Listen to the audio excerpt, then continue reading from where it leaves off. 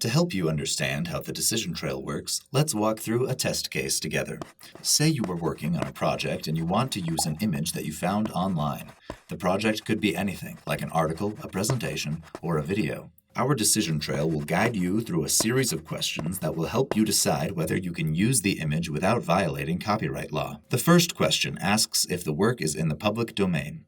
Under current law, images like photographs and drawings are automatically protected by copyright from the moment they are created. But the image in the test case might be in the public domain, if, for example, it's really old, or if it was created by the US government. In that case, you can answer yes and skip to the end of the decision trail, meaning you can use the image however you want. Otherwise, you should answer no and proceed to the next question. The second question asks whether you have permission from the copyright holder to use the work.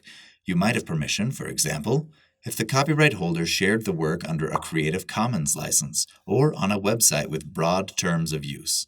In that case, you can answer yes and jump to the end of the decision trail, meaning you can use the image in accordance with the copyright holder's terms.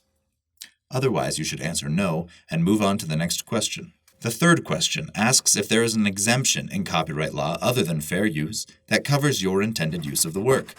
You should answer yes if your use is covered by an exemption like the classroom exemption or library exemption. Otherwise, you should answer no and proceed to the last question.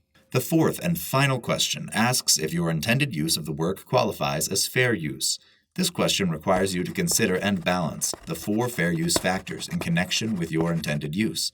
We recommend using a tool like the Fair Use Evaluation Log, or FUEL, at fairuschecklist.byu.edu to help you make this determination. After considering all the factors, if you decide fair use applies to your case, you should answer yes. Otherwise, you should answer no, which means we recommend contacting the copyright holder to seek permission for your use.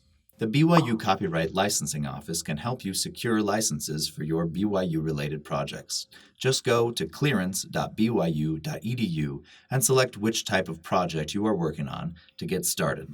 If at any point during the decision trail you feel you need more information to answer one of the questions, just click on the question mark icon to get additional details.